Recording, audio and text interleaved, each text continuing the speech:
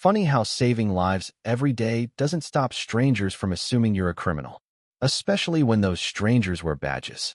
Dr. Alana Pierce had been on her way home from an exhausting 14-hour shift, still in her white coat, stethoscope hanging loosely around her neck. She was craving nothing more than the embrace of her husband and a steaming cup of tea. But in New York, you don't get to choose your moments. Sometimes they choose you violently. The late evening air was heavy with mist and the buzz of city life. Times Square was still lit like it was midday, the electronic billboards screaming colors into the night. Alana clutched her leather tote tighter, weaving through the crowd. She was blocks from home when a sharp, commanding voice pierced the chaos. "Ma'am, stop right there." She turned, startled, to see two NYPD officers striding toward her, one short and stocky, the other tall and lean, his hand resting on his holster like a threat more than a precaution. Their faces were tight, eyes scanning her up and down with the kind of suspicion she knew too well. "Yes?" she asked, keeping her voice calm. "Show me your bag," the taller officer demanded, without introduction or explanation. Alana's brows knitted. "Excuse me? Is there a problem?" The shorter one stepped closer, his tone already escalating. "We got a report of a woman matching your description, black female, late 20s, carrying stolen property." Her pulse quickened, but she didn't flinch. "I'm Dr. Alana Pierce. I'm just walking home from." "Turn around." The tall one cut her off, already reaching for his handcuffs. Around them, pedestrians slowed, sensing the confrontation. Some pulled out their phones. The tall officer grabbed her arm. The cold bite of metal snapped around her wrists before she could process it. "What are you doing?" Alana protested, trying to twist away without making a sudden move. "Ma'am, don't resist," the stocky one barked, even as he yanked her tote from her shoulder and started rifling through it right there on the sidewalk. Her medical ID badge, prescription pad, and half-eaten granola bar spilled onto the wet pavement. Humiliation surged through her chest like a wave of heat. People stared, some curious, some pitying, some indifferent. She spotted a few phones tilted in her direction. "This is harassment," she said, her voice shaking now. "I've done nothing wrong." "That's for us to decide," the tall officer muttered. Alana's mind was spinning. She'd seen this happen to others: black men, black women, people who dared to simply exist in spaces they were told they didn't belong. She never thought it would happen in full daylight to her, in her own neighborhood, while wearing her damn white coat. Then she heard the crowd parting behind her. A deep, calm voice cut through the tension like a scalpel. "What the hell is going on here?" She twisted her head as much as the cuffs allowed. Her husband, Marcus Pierce, was moving through the bystanders with the quiet authority of someone who didn't need to raise his voice to be obeyed. 6'3", impeccably dressed in a tailored navy suit, his presence turned heads even without the situation.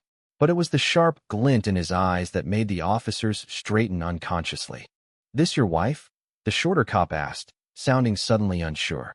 Marcus's gaze flicked from the cuffs digging into her wrists to the mess of her belongings on the ground. "Yes, and she's a doctor. And you're going to take those handcuffs off. Right now." The tall one hesitated, defensive. "Sir, we had a report." "You had a prejudice," Marcus cut in, his voice steel-wrapped velvet. "And you acted on it. Now take them off." The officers exchanged a glance, their earlier confidence faltering. But the tall one still didn't move. "Sir, I'm going to need you to." Marcus reached into his inside jacket pocket slowly, deliberately, and pulled out a black leather ID case. He flipped it open with one hand, revealing a gold badge that caught the light. The crowd murmured. "Special Agent Marcus Pierce," he said evenly. "Federal Bureau of Investigation." The pause that followed could have swallowed Times Square whole. The taller cop's Adam's apple bobbed. The stocky one stepped back. "Agent Pierce, You what?" Marcus said, still calm, still dangerous. "Mistook my wife for a thief? On what grounds?" "Because she's black and carrying a bag."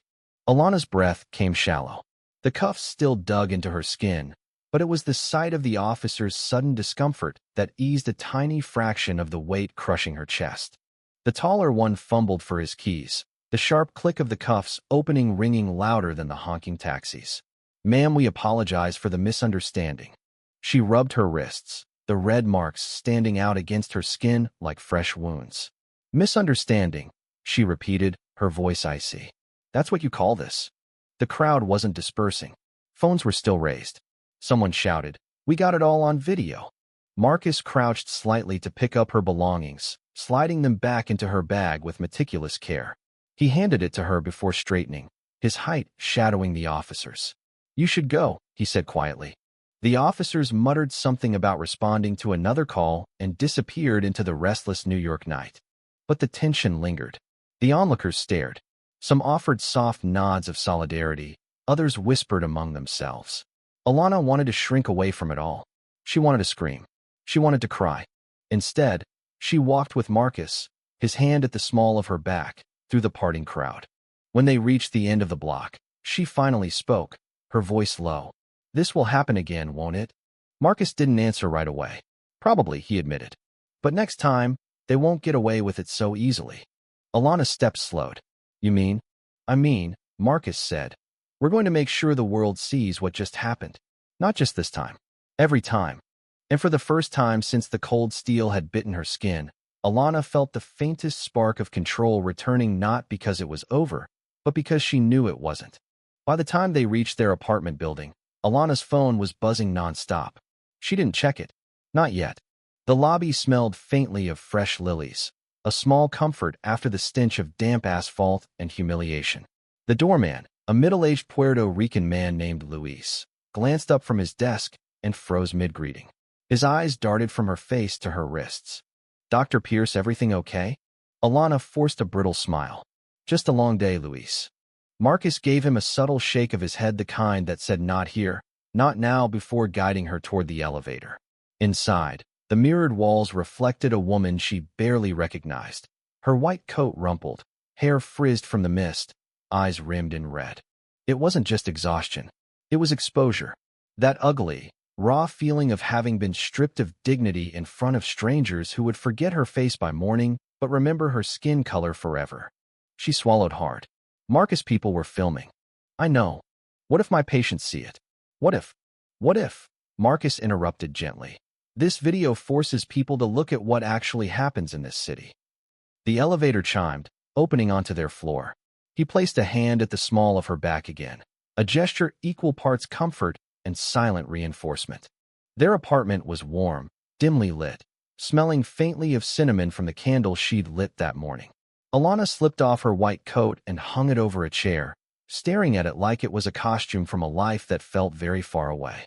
Marcus poured 2 glasses of water and set one in front of her. "It's going to blow up," he said. "The video." Her chest tightened. "And what if it blows up my life? What if my hospital sees it and decides I'm a liability?" "You're the victim. In the real world," she said bitterly, "that doesn't always matter." By midnight, the first clip had surfaced online. Someone had posted it to Twitter with the caption, "This black woman was walking home in a white coat. NYPD cuffed her for existing.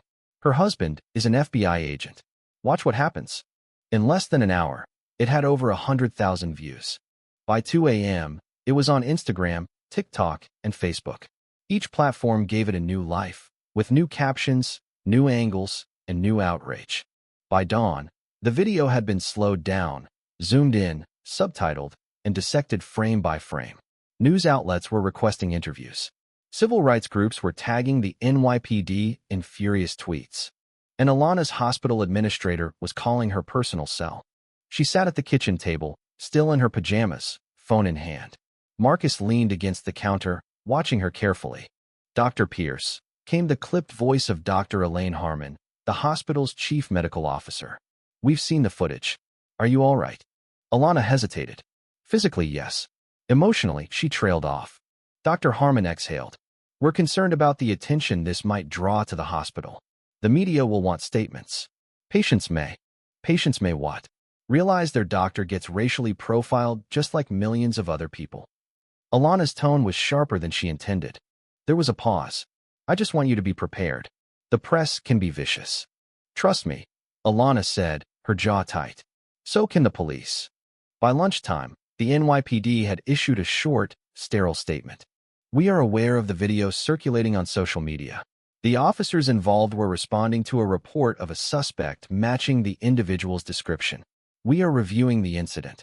It was the same hollow template they'd used 100 times before. Alana read it aloud, tossing her phone onto the couch. They couldn't even say my name. They won't, Marcus said. Names make it human. They want it to stay abstract. The doorbell rang. Marcus glanced at the camera feed. Reporters, he muttered. Through the screen, Alana could see a small knot of journalists huddled in the hallway, microphones and cameras at the ready. Marcus looked at her.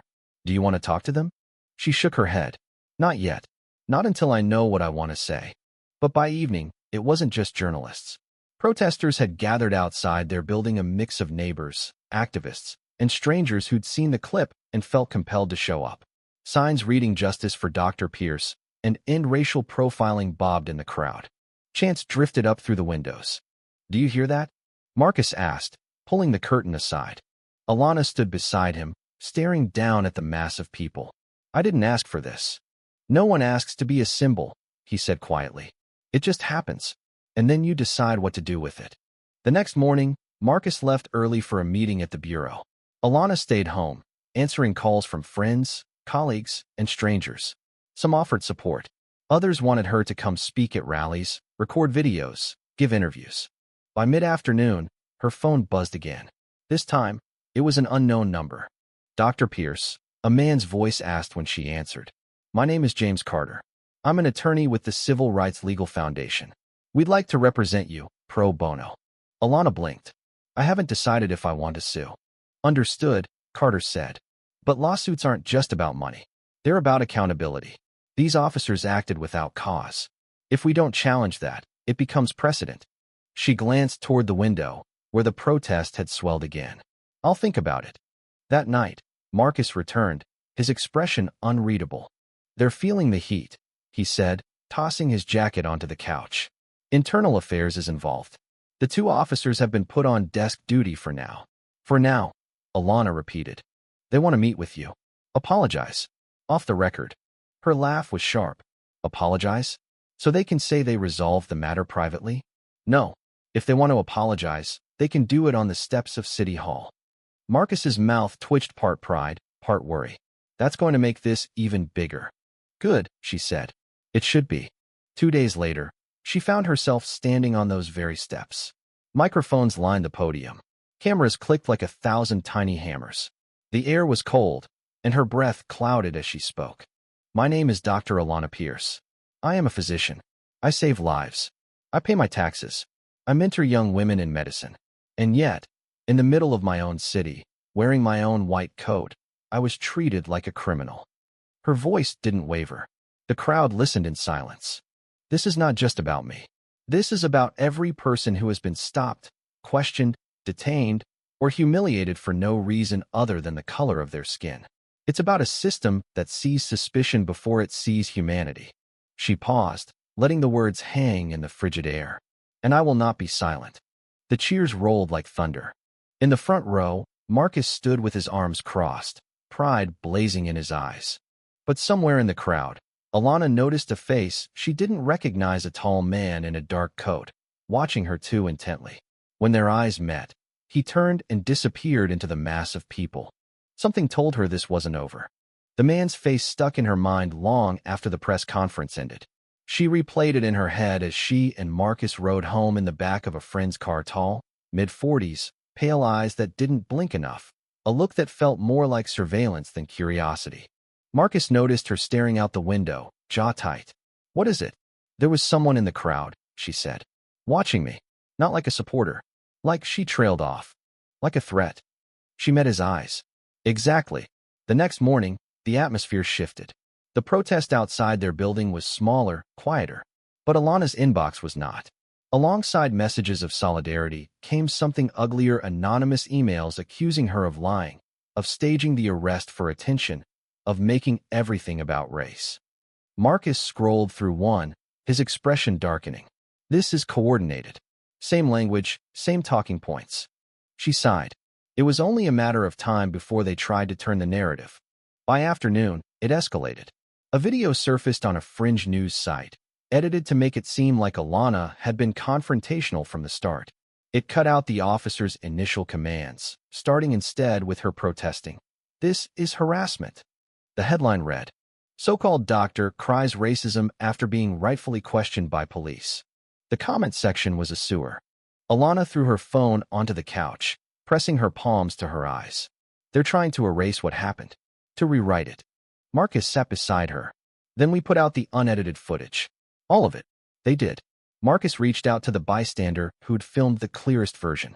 Within hours, the full, uninterrupted video was online every second from the first barked command to the final click of the cuffs coming off. It went viral faster than the edited smear. Mainstream outlets picked it up. Civil rights attorneys went on cable news, dissecting it. A retired NYPD captain admitted on air that the officers had acted outside protocol. But the backlash didn't disappear. It hardened. 3 nights later, Marcus came home later than usual. He dropped his briefcase by the door, his face grave. "They know where I work," he said. Alana's stomach dropped. "Who?" "The people behind this smear campaign. They sent a letter to my field office demanding I be investigated for abusing my position to intimidate NYPD officers." Her voice trembled. "Can they do that?" "They can try, and it'll cause noise." She swallowed. "So they're coming after both of us." "Which means," Marcus said quietly, "we need to be twice as careful. And twice as loud." The next day, the tall man from the crowd reappeared not in person, but in a grainy still frame sent to Marcus by a bureau contact. "Recognize him?" Marcus asked, sliding the photo across the table. Alana shook her head. "Name's Daniel Sykes. Former cop. Left the force under questionable circumstances. Now works as a private consultant for certain law enforcement unions. And he was at my speech." Marcus nodded. "My guess? He's here to dig up dirt on you. Or me. Or both." Alana's lips pressed into a thin line. "Let him look. There's nothing to find." Marcus didn't answer right away. "He'll try anyway. And he won't play fair." A week later, the city was buzzing again this time because the mayor had announced a public forum on policing and racial bias. Activists wanted Alana to speak. Marcus was wary. "It'll put you in their crosshairs even more," he warned. "I'm already there," she replied. "At least this way I control the microphone." The forum was held in a vast auditorium at Hunter College, packed to the rafters with journalists, community leaders, and uniformed officers. Alana sat on stage under harsh lights, alongside city officials and civil rights advocates. When her turn came, she didn't waste a second. "You want to talk about bias?" Bias is when a doctor in her own neighborhood is presumed guilty before she's asked a single question. Bias is when my white colleagues can walk home in scrubs at midnight without a second glance, but I can't do the same at 6 p.m. without being cuffed. The room was silent but electric. This isn't about a few bad apples. It's about a system that keeps planting the same tree. And I'm here to say we need to dig it up by the roots. Applause erupted, though a pocket of the audience remained stone-faced. In that pocket, she spotted him again, Daniel Sykes, arms crossed, watching. After the forum, as the crowd thinned, Sykes approached. His smile was cold. "Dr. Pierce." Inspiring speech. Alana straightened. "I don't believe we've met." "Oh, I know you," he said. "And your husband." Question is, does the public know everything? Marcus stepped in, his presence instantly shadowing Sykes. "Walk away." Sykes tilted his head, eyes gleaming. "Sure. For now." And just like that, he was gone again, leaving a faint trail of unease in his wake. That night, Marcus locked every door twice. "He's fishing," he muttered. "Probably looking for any crack in our lives he can pry open." "What if he makes something up?" Alana asked. "Then we'll fight it. But you need to be ready. They won't stop until they scare you into silence." Alana met his gaze. "Then I guess they'll be disappointed." Days later, her hospital called again, this time to tell her that a concerned citizen had submitted a complaint alleging she'd misdiagnosed patients and acted aggressively towards staff. None of it was true, but the administration was required to investigate. "This is harassment," she told Dr. Harmon, her voice steady despite the knot in her stomach. "I believe you," Harmon said, "but the process is the process." When she hung up, Marcus was already pacing. "This has Sykes written all over it." 2 mornings later, the smear campaign took a darker turn. Someone mailed them a manila envelope with no return address. Inside was a printed photo of Alana, taken from across the street as she left their building. Across the image, in block letters, "Go back to where you belong." Her hands trembled as she showed Marcus. His face hardened. "That's it," he said. "We're going public with the threats." At a press conference the next day, Alana held up the photo for the cameras. This is what happens when you speak out. They try to intimidate you, to scare you into shutting up. But I want whoever sent this to know I'm not going anywhere. The crowd roared. Somewhere in the back, Alana thought she saw Sykes again, just for a second. And she knew this was more than a story now. It was a battle. The threats didn't stop after the press conference. If anything, they got bolder. Anonymous calls in the middle of the night. A shadow of a figure across the street lingering a little too long. Marcus called in favors from the Bureau, extra patrols near their building, a security sweep of their apartment. Still, Alana could feel the invisible weight of being watched, a constant pressure at the back of her neck. One evening, as she left the hospital after a late shift, she spotted him, Daniel Sykes, leaning casually against a lamppost across the street, as if he'd been waiting for her. Alana froze mid-step. He smiled slow, knowing, and tipped an imaginary hat before disappearing into the crowd. That night, she told Marcus. He didn't flinch. I was hoping it wouldn't come to this, he said, pulling a small recording device from a desk drawer. But if he keeps showing up, we catch him on tape. Every word. Alana stared at the device, realizing what it meant. She wasn't just a doctor anymore. She was a target in an investigation, one that wasn't entirely sanctioned. 2 days later, the city braced for another public forum, this time at City Hall. The topic, police accountability. The NYPD commissioner, civil rights leaders, and selected citizens were invited to speak. Alana received the invitation through a community coalition she'd been working with. She knew the risks, but she also knew she couldn't turn it down. Marcus was going too, wearing his badge. If Sykes shows up, he told her, we end this. The day of the hearing, the air was sharp with the early sting of winter. Protesters lined the steps outside City Hall, their chants echoing off the stone walls. Inside, the chamber was packed. Cameras, reporters, officers in uniform. When it was her turn to speak, Alana rose. She didn't read from notes. I didn't ask to be here, she began. I didn't ask to be stopped by police on my way home. I didn't ask to be handcuffed in front of strangers. But since that day, I've learned something. Silence is a privilege I no longer have. Her voice grew steadier with each word. This is not just my story. This is our story, every person who has been presumed guilty because of the skin they're in. And until that changes, I will keep speaking. Here, everywhere. A swell of applause rolled through the room. That's when it happened. A man in the back shouted, "Ask her about her record." All heads turned. Sykes was standing, holding up a folder. "This woman isn't who she says she is," he barked. "She's been disciplined at her hospital. She's..." Before he could finish, Marcus was on his feet. "You sit down, Sykes." The room erupted shouts from the audience, security moving in. Alana's heart pounded. "Go ahead," she said into the microphone, her voice sharp as a scalpel. "Tell them what you think you know. Tell them about the complaint you fabricated, about the false stories you fed to the press, about following me home." Gasps rippled through the crowd. Sykes sneered. "You can't prove." Marcus stepped forward, holding up the small recording device. "Actually, we can." The commissioner's gavel banged for order, but Marcus's voice cut through. "We have recordings of Sykes admitting to planting false information, admitting to coordinating with certain officers to discredit my wife. We've turned them over to the Bureau and the Attorney General's office." The room froze. Cameras zoomed in. Sykes's smirk faltered. "This isn't just about two cops cuffing the wrong person," Marcus said. "It's about a network that protects them, hides their misconduct, and punishes anyone who calls them out." The fallout was immediate. By the end of the week, the recordings had been released to the public. News anchors played them on loop. Sykes's own voice, dripping with arrogance, talking about shutting her up and making her an example. Internal Affairs announced a full investigation into the precinct that had arrested Alana. The two officers were suspended without pay. The police union scrambled to distance itself from Sykes, calling him a rogue operator. But the real shift came from the public. The protests swelled again, not just in front of Alana's building, but across the city. Signs now read, "We see you, Dr. Pierce, and accountability now." One night, weeks later, Alana walked home alone from the hospital. No one followed her. No one stopped her. The city still bustled, but it felt different. When she reached her building, Luis the doorman greeted her with a grin. "Quiet night out there, document." She smiled faintly. For once. Upstairs, Marcus was cooking dinner. The smell of garlic and rosemary filled the apartment. "How was your day?"